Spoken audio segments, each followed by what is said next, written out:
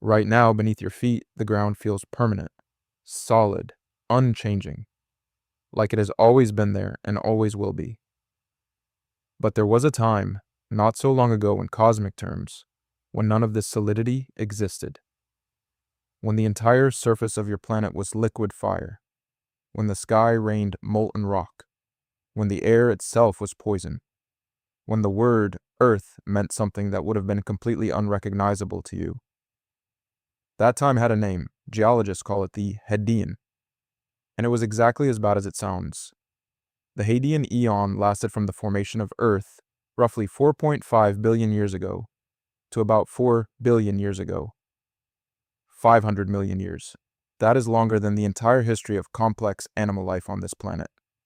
And for most of it, your world was a place of almost unimaginable violence. To understand the Hadean, you have to understand what Earth was at the very beginning. It was not a planet in any sense you would recognize. It was an accretionary body. A growing ball of colliding material, built piece by piece from the debris disk that surrounded the young sun.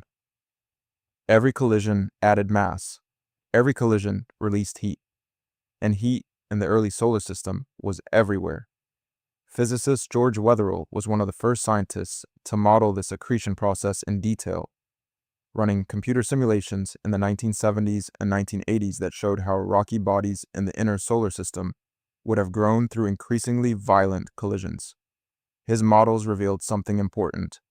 The final stages of planetary formation were not gentle. They were catastrophic.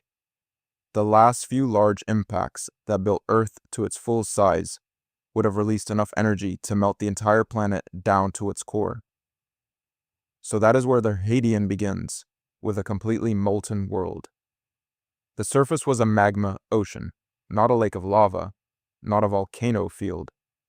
The entire surface, pole to pole, was liquid rock, thousands of kilometers deep in places, churning with convection currents, glowing orange and red and white hot. If you could have hovered above it in some impossible craft, you would have looked down at what appeared to be the surface of the sun. The atmosphere above this magma ocean was nothing like the air you are breathing now. It was a thick, crushing blanket of steam, carbon dioxide, sulfur dioxide, nitrogen, and hydrogen. Water existed only as vapor because the surface was too hot for it to condense. The atmospheric pressure at the surface would have been many times greater than what you experience today. The sky, if you could call it that, was a dense orange-gray smog that trapped heat and kept the surface temperature impossibly high. There was no crust anywhere.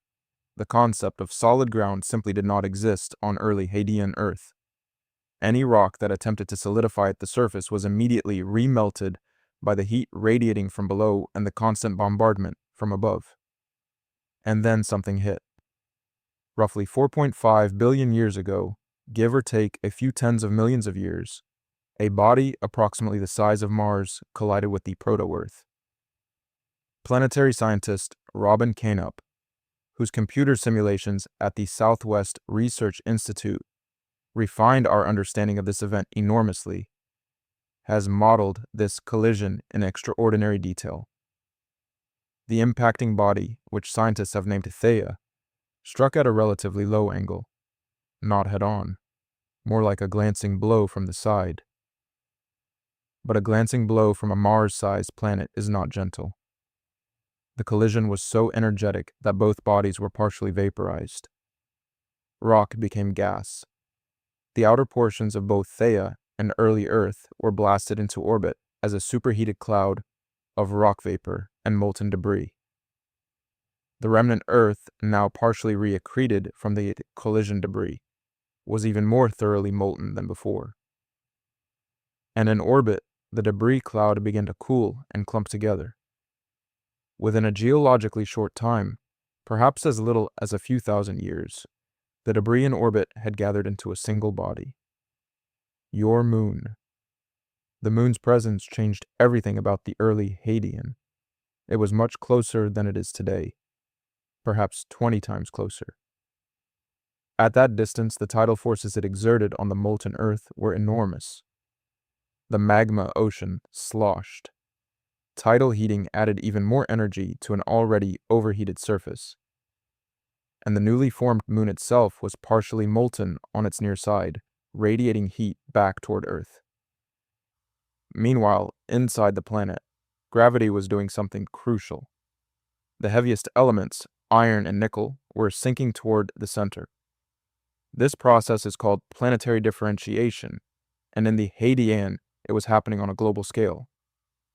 As iron sank, it released gravitational potential energy as heat, adding even more warmth to the interior. Eventually, all that sinking iron accumulated at the center and formed your planet's core. A solid inner ball of iron and nickel, surrounded by a liquid outer layer. That liquid outer core is still there today, and it is responsible for something that made the difference between a dead rock and a living planet. As the liquid iron in the outer core flows and churns, driven by the heat difference between the hot inner core and the cooler mantle above, it generates electric currents. Those currents produce a magnetic field, the magnetosphere, an invisible protective bubble that surrounds your entire planet and deflects the solar wind, the constant stream of charged particles that pours out of the sun. Without the magnetosphere, the solar wind would have gradually stripped away the atmosphere.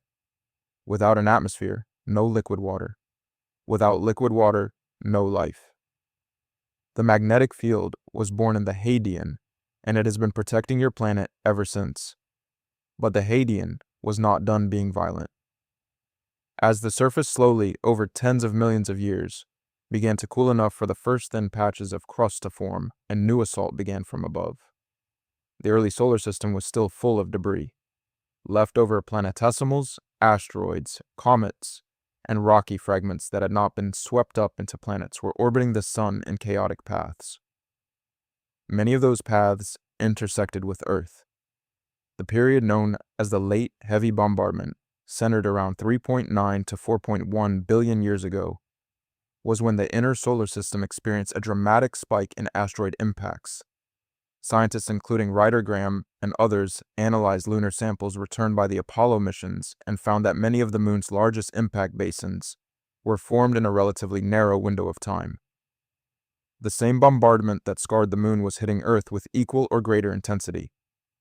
On the moon, those scars are still visible today. On Earth, they are not. The geological processes of a living planet, plate tectonics, erosion, volcanism, have erased almost all direct evidence of Hadean impacts from the surface. But the scale of what Earth endured during this period was staggering. Some individual impacts during the late heavy bombardment were large enough to have vaporized the entire early ocean, if one existed, and reset the surface temperature back to something close to Hadean conditions.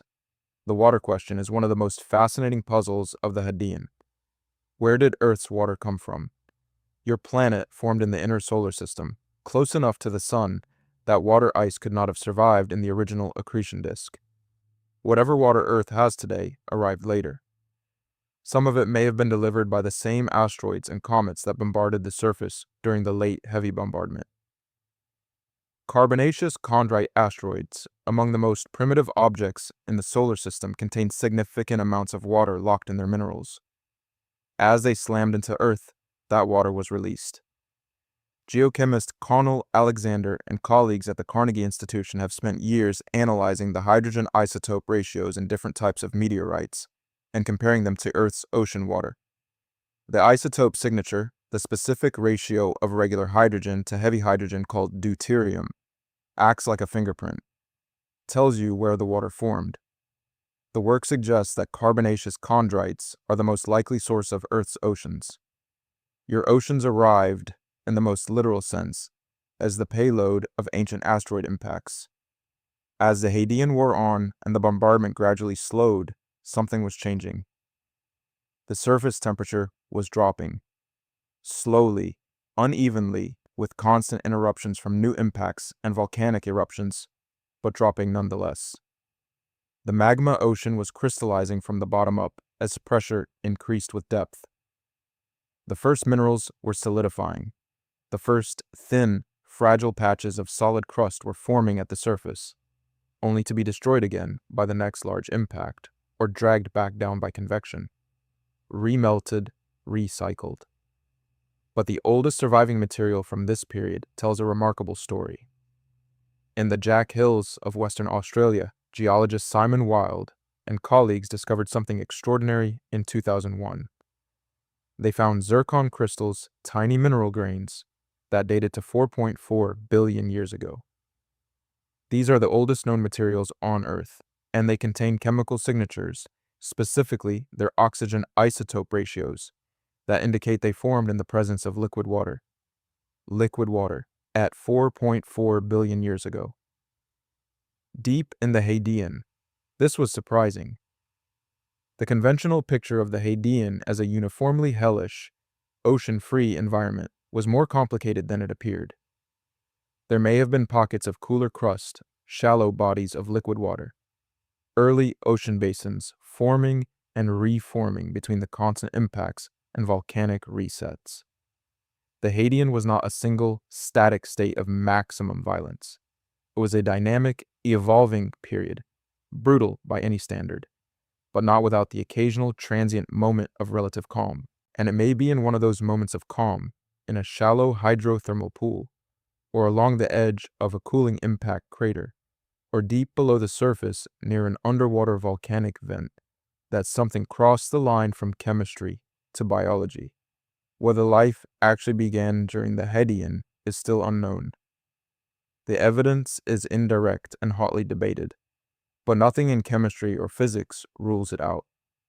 The ingredients were all present: liquid water, chemical energy from volcanism and hydrothermal vents, carbon, hydrogen, nitrogen, oxygen, the raw materials of living things, and hundreds of millions of years of time in which chemistry could experiment. The Hadean ended not with a clear boundary, but with a gradual transition. Around 4 billion years ago, the bombardment was diminishing. The first stable cratons of continental crust were beginning to survive long enough to matter. The oceans delivered by asteroids and volcanic outgassing were becoming a permanent feature of the surface rather than a temporary accident between impacts. The sky was still toxic by your standards, thick with carbon dioxide and methane and nitrogen, but the worst of the heat was easing. Earth was becoming a planet that could, eventually, be lived on. Right now, beneath your feet, that solid, permanent, unchanging ground is the end result of 500 million years of fire, collision, bombardment, and chemical chaos. Every grain of the rock beneath you survived the most violent period in your planet's history. It was melted, remelted, shattered, reassembled, and finally, slowly, cooled into something solid enough to stand on. The Hadean was pure hell, and without it, none of this would exist. That is the Hadean Eon in a nutshell. Next is the Archean Eon, so make sure you stick around and watch the next story in Earth's history. If you enjoyed the video, make sure you like, comment, and subscribe, and make sure you have the notification bell ticked to never miss an upload. Thank you for watching, and catch you around to uncover the secrets to the planet you live on.